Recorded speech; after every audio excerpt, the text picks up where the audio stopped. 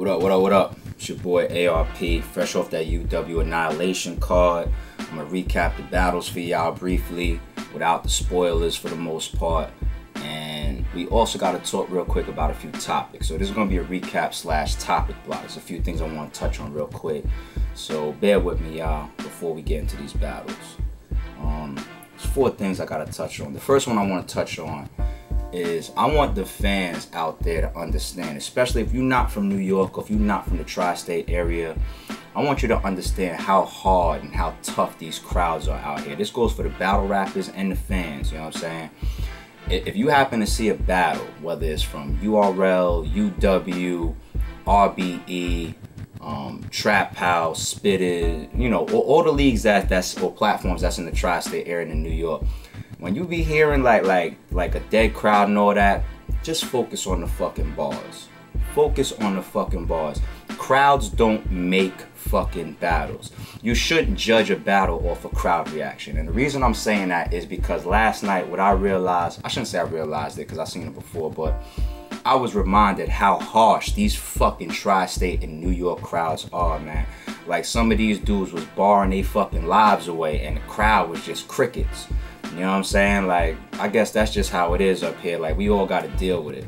You know what I'm saying? It's crazy. It's crazy. So y'all fans, make sure that y'all show some love and don't don't try to take points from the battle MCs because there's no crowd reaction during some of these battles, because that's just how it is up here sometimes.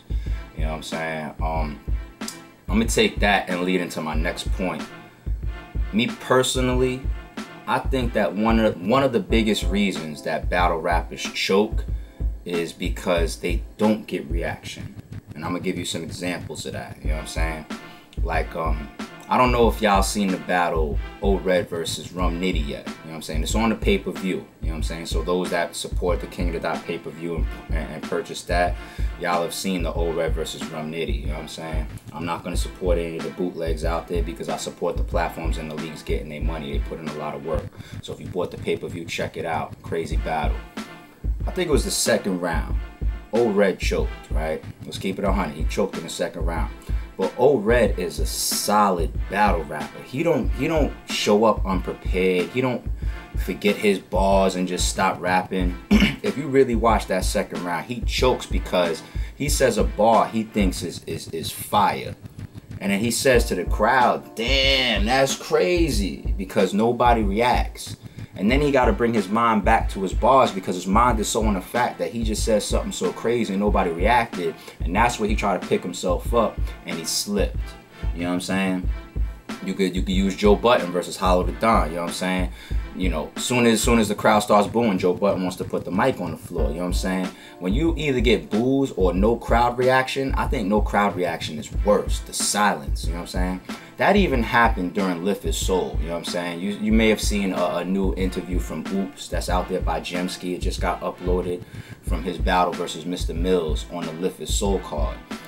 I think it happened to Oops in Oops' third round. He had a fire round, you know what I'm saying? But he was saying some shit that, you know, and he had some angles that I'm sure when he was writing it, he was like, niggas gonna love that.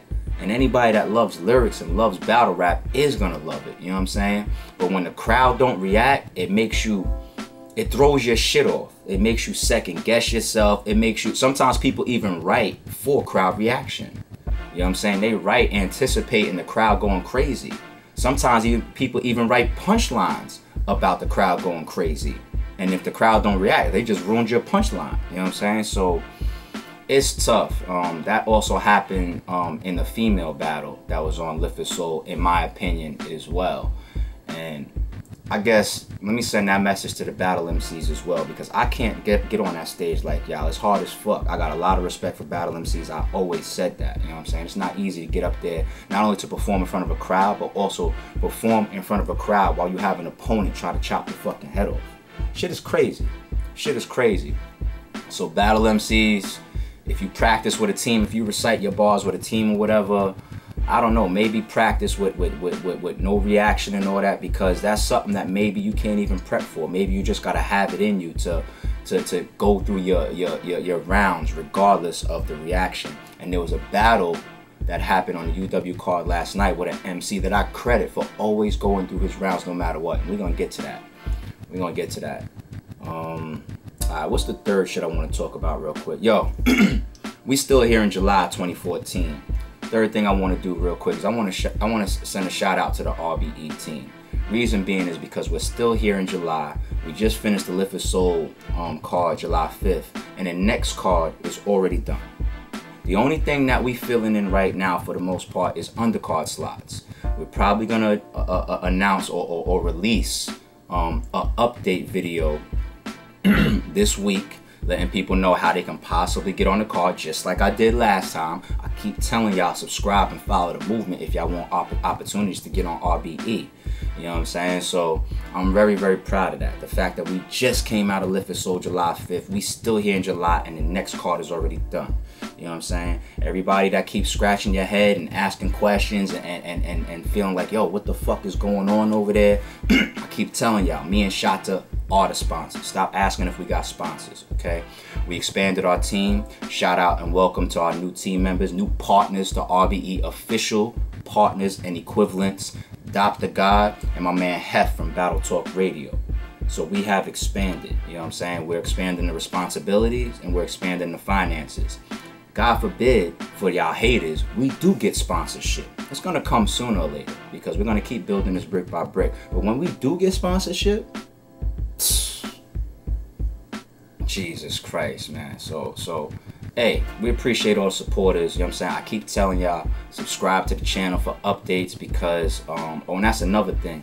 JC versus Fireboy is supposed to be dropping tomorrow, which is Monday, you know what I'm saying? We are not releasing JC versus Fireboy tomorrow anymore. We are pushing it back 1 to 2 days. Shout out to the homie J Sci. Y'all should know by now, if you truly follow the r.b.e movement, that J Science is another official r.b.e partner. He does all the big editing. He does the battles. He does the full trailers. He's responsible for a lot of r.b.e's creativity. But somebody very, very close to him passed. And if you from Staten Island, you might know this brother. Shout out to the homie Diggum. You know what I'm saying? He fucked with r.b.e day one. You know what I'm saying? We got interviews on his channel, myself. Fucking with the homie Diggum, real cool dude, you know what I'm saying, always put on for Staten Island, so that really hit close to home for the homie J Science. So, you know, J Science keeping his head up, so we are gonna put a small memorial on the battle, and we are pushing it back a few days. Fuck anybody that got a problem with that, straight like that. Alright. So yeah, shout out to the team, man. Shout out to r.b.e. Subscribe to the channel because we're gonna have like 2-3 videos, at least 2, dropping this week alone. You know what I'm saying? So fuck with us. Yeah, real quick, let me just say this, man. Quick disclaimer. This is my last point before I get into the battles. Quick disclaimer. I hate the fact that people be biased behind politics and relationships. And even me now in my position, I feel the pressure a little bit. It's why I do things and I go out on a limb and I tell other artists, not saying that they actually would feel like this, but yo, I'm rooting for this person because I fuck with the other person too. Like I mentioned that with like Math and Disaster, you know what I'm saying? Like I told Diz, like, yo, don't fucking get personal or feel, you know what I'm saying, wild if you see me rooting for Math. Of course I want Math to, you know, I already explained that shit. You know what I'm saying? Like, so there's people that was on the UW card last night that I fuck with. Real cool dudes, and they might be on this up and coming card, they may not be, you know what I'm saying? Or they may be on future cards, who knows? But once again, when you tune into this channel, I'm not gonna record a recap unless I can keep it 100 for y'all. If some wild shit happens at an event and I feel like I can't tell y'all all the behind the scenes shit or the turnout that I really want to, I just won't record a recap at all. That's how it goes, you know what I'm saying? Or that's how it goes with me, all right? But I'm gonna keep it 100. So I don't want any artists getting sensitive on me. Please don't, when r.b.e starts working with you, don't raise your prices. If we're already fucking with you, don't call me be like, yo, you said I lost. It's a battle. I keep telling y'all that. And half the time with these stages too, people be looking at the stage like they're gangs. Well, sometimes it is. Sometimes the people behind these battle rappers is fucking, they really you know, are from the same team, same block, same hood, whatever the case may be. And that's cool, you know what I'm saying? It's entourage too. But sometimes the people on the stage are just the fans. Like, a lot of these leagues sell stage tickets, you know what I'm saying? Stop turning shit into gangs. Like people's just fucking enjoying the fucking battles half the time. So stop creating bias where bias don't need to be created. Just let people do their recaps and bring the fans that honest outcome of a battle. If you win, you win. If you lose, you lose. It is what it is. But I still fuck with y'all. Shouldn't even have to put a disclaimer out there like that, but it's crazy. My bad. Let me switch this up real quick, because I know I got the internet open on this one. Alright, I got this card in front of me. Let's see how fast I could go. Alright, I fucked up again, y'all. Apologies to all the subscribers and all the people that fuck with my recaps. I missed Sharon and B Magic. It was the first battle up. I miss Sharon and B Magic, but I will tell y'all what I heard about in the building.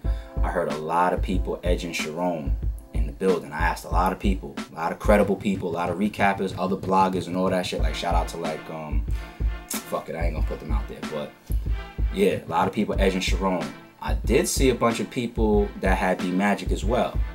Now, one thing that I did hear about that battle is that Sharon was going longer, or possibly had a longer time limit in his head that he thought than B Magic. You know what I'm saying? So when this battle drops, I think everybody should you know, be fair, as fair as possible. If one person is going long or whatever, just try to take the best content from each and decide on your winner. You know what I mean? So shout out to Sharon, cool dude. Shout out to B Magic. Been fucking with B Magic for a minute.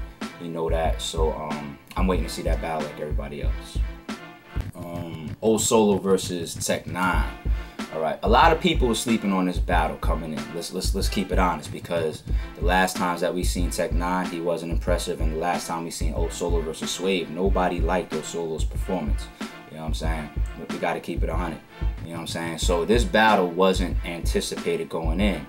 But the reason why I still was slightly interested is because you just never know sometimes. Styles make fights. This could have turned out to be like a comedy fest or something like that. That's what I thought it might turn out to be going in. First round, Tech 9 showed up, did his thing. You know what I'm saying? First round with Old Solo, he took it. He was barring, he was going off. The whole building was fucking with Old Solo the first round.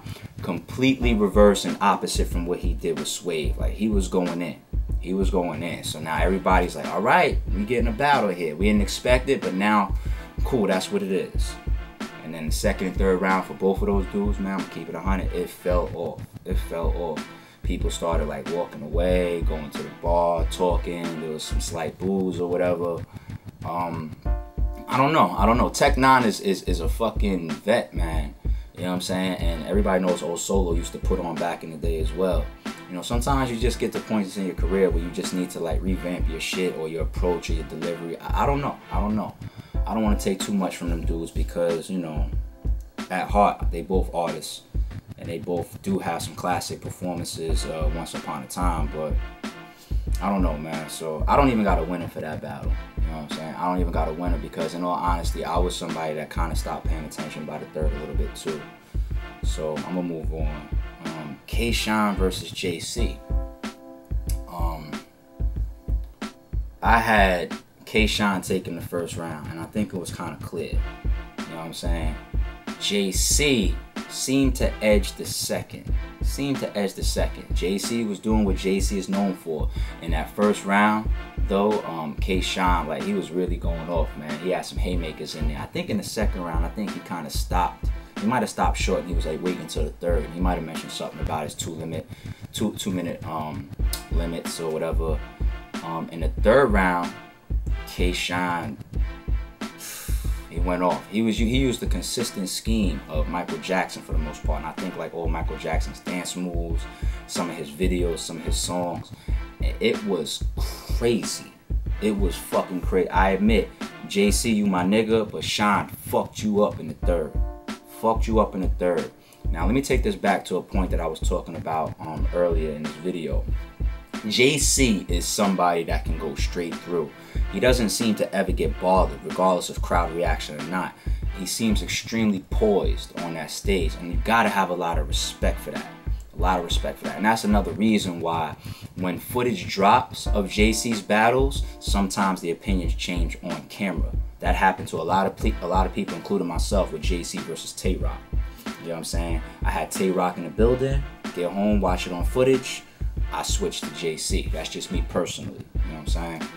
So it looked like K-Shine got the first and the third, you know what I'm saying? But JC sometimes is stronger on camera. And once again, even though the crowd kind of was sleeping on a lot of his shit, he don't care. He don't care. He's gonna stay sturdy and go straight through. So you gotta respect that. So it might be closer on camera because JC's that type of dude, but in the building looked like 2-1 K-Shine. Real shit. But good battle. Good battle. Definitely fucking with this battle. What else we got? We got Daylight versus, oh shit, Arsenal. I didn't know this was a 1 round, but if y'all know the history of this channel, you know what I'm saying, y'all know that I fuck with 1 rounders. As long as they're long and the artists give a bunch of fire material straight through, y'all know that I fuck with 1 rounders. I don't mind them, you know what I'm saying? I think they can be good depending on the styles and depending on the length. So I didn't know this was a 1 rounder, but when we found out in the building, I didn't mind because I'm like, Arsenal and Daylight are good for 1 rounders. You know what I'm saying? Arsenal went first. Barfest. He fucking did his thing. Daylight goes next. I remember a lot more of what Daylight did in his round to keep it real.